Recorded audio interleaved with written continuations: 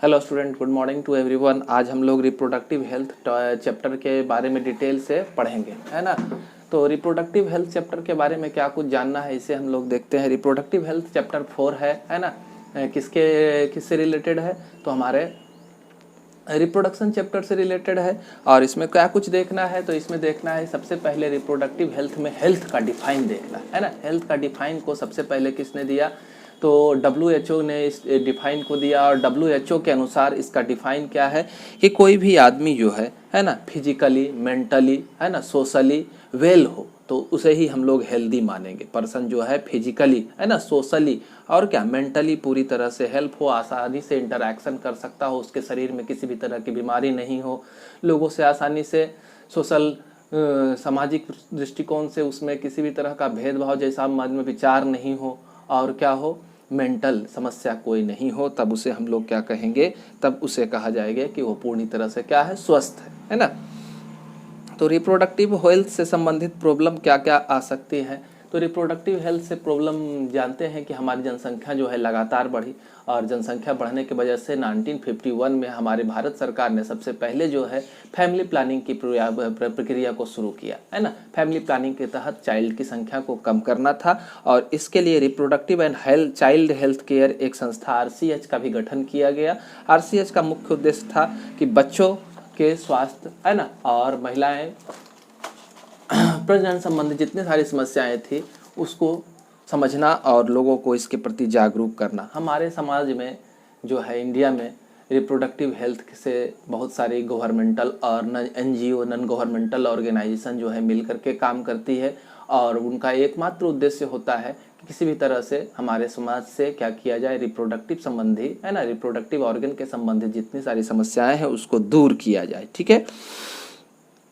तो हर व्यक्ति का दायित्व यहाँ बनता है, एक पेरेंट का भी दायित्व बनता है कि बच्चों को उनके रिप्रोडक्टिव ऑर्गन के बारे में पूरी जानकारी दिया जाए, क्यूरियोसिटी उनके मन से ख़त्म की जाए, जिसकी वजह से कोई समस्या उनको नहीं हो। अगर उन्हें किसी भी तरह की समस्याएं आ रही है तो वह निसंकोच अपनी समस्याओं की चर्चा हमारे पास वो कर सके, है ना।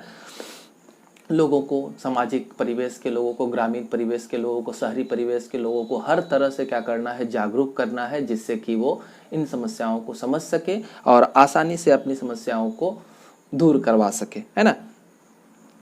उसके अलावा हमारे समाज में रिप्रोडक्शन से संबंधित बहुत सारी प्रॉब्लम है, जैसे कि चाइल्ड बर्थ में देखते हैं कि फीमेल इन्फेंटिसाइड जो है बहुत ज़्यादा कॉमन है। फीमेल इन्फेंटिसाइड में क्या होता है कि एक प्रक्रिया है एमनियोसेंटेसिस। एमनियोसेंटेसिस में क्या करते हैं हम लोग, एमनियोटिक फ्लूइड को निकाल लेते हैं। एमनियोटिक फ्लूइड वो जगह में रहता है जहाँ जिस यूटेरस के अंदर, जिस कैविटी के अंदर चाइल्ड का डेवलपमेंट हो रहा है, उस कैविटी के अंदर जो फ्लूइड रहता है उसे ही एमनियोटिक फ्लूइड कहा जाता है। तो इस एमनियोटिक फ्लूइड को निकाल करके हम लोग क्या करते हैं, क्रोमोजोमल पैटर्न का पता लगाते हैं।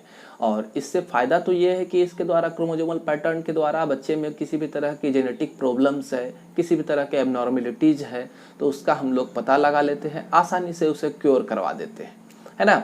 या फिर उसको टर्मिनेट करवा सकते हैं, प्रेगनेंसी को एबॉर्ट करवा सकते हैं, है ना।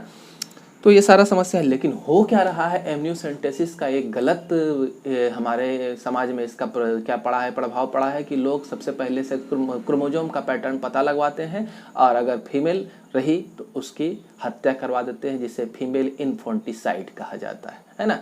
तो ये एक गलत चीज़ है, ठीक है। उसके अलावा एक संस्था का नाम आता है CDRI, central drugs research institute Lucknow, है ना। तो ये संस्था जो है वो क्या करती है, तो इसने रिप्रोडक्टिव हेल्थ को सुधारने के लिए बहुत सारे प्रयास किए, जिसमें से इसने क्या किया, ओरल पिल्स वगैरह निकाला, जैसे कि सहेली है ना। और क्या, सहेली के द्वारा लोगों को जागरूक किया कि कंट्रासेप्टिव मेथड है, इसका प्रयोग से हम लोग बच्चों के बीच में गैप रख सकते हैं, है ना। तो ये सब की जानकारी दी। इसके अलावा पोस्ट नाइटल केयर, बच्चे के उत्पन्न हो जाने के बाद उनके शरीर और स्वास्थ्य संबंधी जो समस्याएं आती है उसको कैसे दूर किया जाएगा, STD के बारे में, सेक्सुअली ट्रांसमिटेड डिजीज के बारे में पूरी जानकारी जो है इस संस्था ने देने का काम किया, ठीक है। इसके अलावा पॉपुलेशन एक्सप्लोजन पढ़ना है और बर्थ कंट्रोल को देखना है, ओवरव्यू दिया जा रहा है ना। तो population explosion and birth control में हम लोगों को देखते हैं कि हमारी जनसंख्या के बारे में पहला एक डाटा देखते हैं कि पहले और अब में कितना अंतर है हमारी जनसंख्या में, है ना। तो सबसे पहला जो है कि वर्ल्ड का जनसंख्या जो था वो 2 बिलियन के आसपास था, ठीक है, 1900 के आसपास। लेकिन 2000 के आसपास 2000 में यह जनसंख्या जो है वो पहुंच गया 6 बिलियन के आसपास। तो देख रहे हैं कि कितनी तेज़ी से हमारी जनसंख्या जो है बढ़ती जा रही है ना। इसके पीछे कारण क्या, हमारी जनसंख्या क्यों बढ़ी? क्योंकि हमारी हेल्थ सर्विसेज में काफ़ी ज़्यादा सुधार हुआ है। हेल्थ सर्विसेज में सुधार कैसे हुआ? तो हमारे MMR मैटरनल मोर्टिलिटी रेट है ना, और IMR इन्फेंट मोर्टिलिटी रेट, दोनों में चेंजिंग आया। पहले क्या था, शिशु के उत्पन्न होने के बाद माता की मृत्यु दर ज़्यादा थी, बहुत सारे शिशु जन्म के साथ ही मर जाते थे। लेकिन हमारी स्वास्थ्य सेवाओं में सुधार के वजह से यह मृत्यु दर जो है वो घटा है ना, जिस वजह से हमारी जनसंख्या ने क्या किया, बहुत रफ्तार पकड़ी है ना। हमारा जनसंख्या कह सकते हैं कि 2001 के सेंसस के अनुसार हमारा पॉपुलेशन ग्रोथ रेट जो है 1.7% है। 17 में 1000 है ना पर रेट है, पॉपुलेशन जो है बढ़ रहा है, इस हिसाब से बढ़ रहा है ना। और अगर 33 सालों में देखा जाए तो यह लगभग काफ़ी ज़्यादा हो जाएगा, डबल हो जाएगा है ना। ये सारा सरकार ने सारी समस्याओं को समझा और इसके लिए कई सारे स्लोगन्स दिए जिसके द्वारा लोग जागरूक हो पाए। हम दो हमारे दो, शहरी क्षेत्रों में तो एक का नारा है ना। बच्चों की शादी की उम्र निर्धारित की, जैसे कि लड़के की शादी के लिए 21 साल निर्धारित किया गया, लड़कियों की शादी के लिए 18 साल है ना निर्धारित किया गया कि इससे पहले की शादी जो है कानूनन अपराध है, इससे कि नीचे की शादी नहीं करना है, ठीक है। इसके अलावा लोगों को जागरूक करने के लिए बैरियर मेथड के बारे में जानकारी दी गई कि कैसे आप अपने बच्चों के बीच में गैप रख सकते हैं, जनसंख्या को कंट्रोल कर सकते हैं है ना। तो इसके लिए जो है नेचुरल ट्रेडिशनल बैरियर मेथड्स है ना, और क्या है, IUD इंट्रायूटेराइन डिवाइस है, ओरल कंट्रासेप्टिव्स है ना, इंजेक्टेबल इम्प्लांट है, और क्या है, सर्जिकल मेथड्स है। तो इन सारे मेथड्स की चर्चा करेंगे जिसके द्वारा हम जनसंख्या को, पॉपुलेशन को कंट्रोल कर सकते हैं। पहला नेचुरल मेथड है। नेचुरल मेथड में क्या है, यह प्रिंसिपल है, यह किस प्रिंसिपल पर काम करता है, तो इसमें हम लोग एवॉइड कर देते हैं स्पर्म और ओवम के मिलने के चांसेस को है ना। तो कहा जाता है कि मेंस्ट्रुअल साइकिल के शुरू होने के 10 से 17 दिन के बीच का जो पीरियड है, 10 से 17 दिन के बीच का जो पीरियड है वही फर्टाइल पीरियड माना जाता है और उसी समय फर्टिलाइजेशन का एक्सपेक्टेशन होता है। फर्टिलाइजेशन होने के ज़्यादा चांसेस जो है इसी पीरियड में होते हैं। तो क्यों ना इस समय हम लोग क्या करें, कॉपुलेशन से बचे, जिसके द्वारा हम लोग क्या कर सकते हैं, तो रोक सकते हैं चाइल्ड बर्थ को। इसके अलावा और भी है, जैसे कि क्वाइटस इंटरप्ट्स है ना, विथड्रावल है। तो क्वाइटस इंटरप्ट्स में है कि जब हम कॉपुलेशन कर रहे होते हैं तो लास्ट मूवमेंट में हम लोगों को मेल को अपने रिप्रोडक्टिव पार्ट्स जो है फीमेल रिप्रोडक्टिव पार्ट से रिमूव आउट कर लेने होते हैं, जिससे कि स्पर्म वहाँ रिलीज न हो पाए है ना। इसके अलावा एक है लैक्टेशनल एमनोरिया। लैक्टेशनल एमनोरिया में क्या है कि अब्सेंस हो जाता है मेंस्ट्रुएशन का। तो कब, तो जब लैक्टेशन पीरियड होता है ना, मतलब चाइल्ड बर्थ के 6 महीने तक माना जाता है कि मेंस्ट्रुएशन सीज रहता है, लेकिन एक्सेप्शन हर जगह है ना। ऐसा भी देखने को मिला है कि 6 महीने के अंतराल के अंदर ही कॉपुलेशन हुआ और रिप्रोडक्टिव ऑर्गन में फर्टिलाइजेशन हो गया और चाइल्ड का बर्थ हो जाता है ना। तो फिर भी लैक्टेशनल एमनोरिया एक मेथड है, ठीक है। इसके अलावा बैरियर मेथड में मेल कंडोम है, फीमेल कंडोम है ना। इसको रिप्रोडक्टिव ऑर्गन के ऊपर लगा लेना है, जिससे कि स्पर्म रिलीज होने के बाद फीमेल रिप्रोडक्टिव पार्ट के अंदर पहुंचे, लेकिन वो फर्टिलाइजेशन के लिए आगे न जा पाए है ना। इसके अलावा है डायफ्राम है, सर्वाइकल कैप्स है, वॉल्ट्स है। ये सब जो है वो रिप्रोडक्शन के समय यूज करने से क्या हो सकता है, तो प्रेगनेंसी नहीं हो सकती है। इसके अलावा जो है स्पर्मिसाइडल क्रीम्स है जो स्पर्म को किल कर देने का काम करते हैं है ना। और 1 साल 2 साल 3 साल के लिए हम लोग क्या कर सकते हैं, तो इसके लिए इंट्रायूटेराइन डिवाइस IUD का भी यूज करते हैं। इंट्रायूटेराइन डिवाइस को क्या करना होता है कि फीमेल रिप्रोडक्टिव ऑर्गन के यूटेरस में ट्रांसप्लांट कर देना होता है, जिससे कि वो सब सर्टेन सब्सटेंस को रिलीज करते हैं और रिप्रोडक्शन नहीं हो पाता है ना। तो इसके लिए कुछ नाम है, जैसे कि कॉपर टी है, CU7 है, मल्टीलोड 375 है ना। ये सब जो है वो क्या करते हैं, कुछ कॉपर रिलीजिंग है, प्रोजेस्टार्ट है, LNG20 है ना। तो याद रखें CUT, CU7 और मल्टीलोड है ना, ये तीनों चीज़ जो है वो copper releasing copper releasing substance है और इससे क्या होता है, कॉपर रिलीज होता है, वो रिप्रोडक्शन के प्रोसेस को क्या कर देते हैं, रोक देते हैं, है ना। यानी कि कॉपर जो है स्पर्म को किल करने वाला ऑब्जेक्ट है, ठीक है। तो इस तरह से इसके अलावा प्रोजेस्टाजर्ट है, LNG-20 है, ये सब जो है हार्मोन प्रोजेस्टेरोन रिलीज करते हैं और इस हार्मोन की वजह से रिप्रोडक्शन जो है बाधित हो जाता है ना। ये है। इसके अलावा कुछ ओरल पिल्स है, ओरल पिल्स में भी एस्ट्रोजन और प्रोजेस्टेरोन का कंपोजिशन होता है। इस पिल को अगर खाते हैं तो इस पिल को लगातार क्या करना है, 21 दिन के पीरियड तक खाते रहना है और 21 दिन शुरुआती 7 दिन को छोड़ करके, है ना, 21 दिन तक खाते रहना है, जिससे क्या होगा कि यह कॉपुलेशन होने के बाद क्या करेगा, तो स्पर्म को किल कर देने का काम करेगा, रिप्रोडक्शन की प्रक्रिया नहीं होगी। इसमें सहेली का नाम आता है ना। अब तो ऐसे ऐसे पिल्स आ गए हैं कि उन्हें 7 दिन के बाद 1 दिन ही खाना है ना।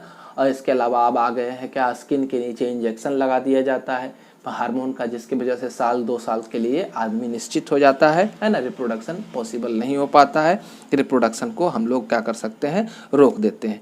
ये जो हमारे हार्मोन्स वाले पिल्स है वो कितने देर तक काम करते हैं, तो कॉपुलेशन होने के 72 घंटे के अंदर अगर इनका सेवन किया जाए तो वो स्पर्म को किल करने में सक्षम होते हैं और अन्यथा ये सक्षम नहीं होते, है ना। इसी के बीच में हमको इन पिल्स का यूज कर लेना है। इसके अलावा परमानेंटली अगर हम लोग चाहते हैं कि रिप्रोडक्शन क्या हो जाए, बाधित हो जाए, तो परमानेंटली रिप्रोडक्शन को बाधित करने के लिए क्या करना होता है, परमानेंटली रिप्रोडक्शन को बाधित करने के लिए हम लोग कर सकते हैं किसका यूज, तो सर्जिकल मेथड का यूज कर सकते हैं। सर्जिकल मेथड में 2 मेथड है, भासेक्टोमी और ट्यूबेक्टोमी। भासेक्टोमी में क्या होता है, मेल के लिए होता है, भास डिफरेंस को कट करके दोनों तरफ से कट करके क्या कर दिया जाता है, बांध दिया जाता है ना, जिससे कि रिप्रोडक्शन इम्पॉसिबल हो जाता है। ट्यूबेक्टोमी में क्या होता है, फैलोपियन ट्यूब को दोनों साइड जो है हमारे दोनों साइड से फैलोपियन ट्यूब को छोटा छोटा कट कर देते हैं और फिर वहाँ टाई अप कर देते हैं, जिससे कि रिप्रोडक्शन इम्पॉसिबल हो जाता है ना, क्योंकि स्पर्म मेटिंग इम्पॉसिबल हो जाता है। ये सारा चीज़ हम लोग करके क्या कर सकते हैं, प्रेगनेंसी को रोक सकते हैं, है ना। हमारे ओरल पिल्स और ये सब के कुछ ना कुछ साइड इफ़ेक्ट हैं। इससे क्या होता है कि वोमिटिंग, नोजिया, है ना, ये सब की टेंडेंसी होती है, स्वास्थ्य अच्छा नहीं रहता है, एब्डोमिनल पेन हो सकता है, ये सारा है ना। तो डॉक्टरी सलाह के बाद ही डॉक्टर से ही इन सारे IUD वगैरह का जो है इम्प्लांटेशन उसी के माध्यम से करवाना चाहिए। एक टर्म है MTP, medical termination of pregnancy. Medical termination of pregnancy में क्या है कि हम लोग अगर प्रेगनेंसी हो गई, फर्टिलाइजेशन हो गया, चाइल्ड डेवलप हो रहा है, फोइटस डेवलप हो रहा है 1 मंथ 2 मंथ 3 मंथ, है ना, तब तक हम लोग क्या कर सकते हैं, इसको रिमूव कर सकते हैं। इसको एबॉर्शन भी कहा जाता है।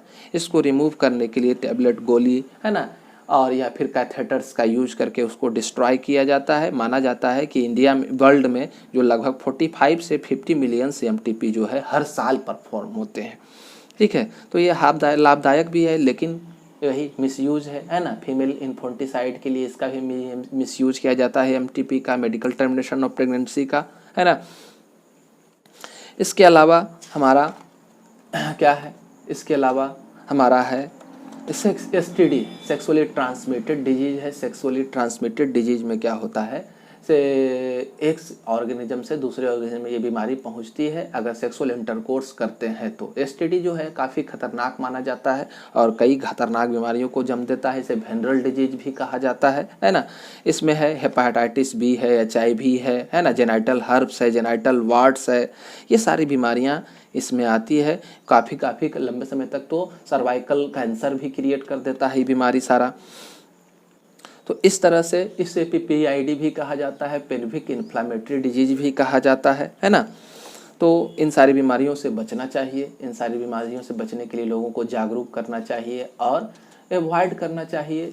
अननोन पार्टनर से सेक्स नहीं करना है ना, और कंडोम का यूज करना है। ये सब मेथड के द्वारा हम लोग इनसे बच सकते हैं। और शुरुआती लक्षण इचिंग है ना, वाटरी सिक्रीशन है, फिर ये सब को देख करके इचिंग वगैरह हो तो तुरंत ही डॉक्टर से कंसल्ट करना चाहिए और मिल करके इसका निदान करना चाहिए। लंबे समय तक रहने के बाद ये क्या कर सकता है, कई खतरनाक बीमारियों को जन्म दे सकता है। धन्यवाद। चैनल को सब्सक्राइब करें।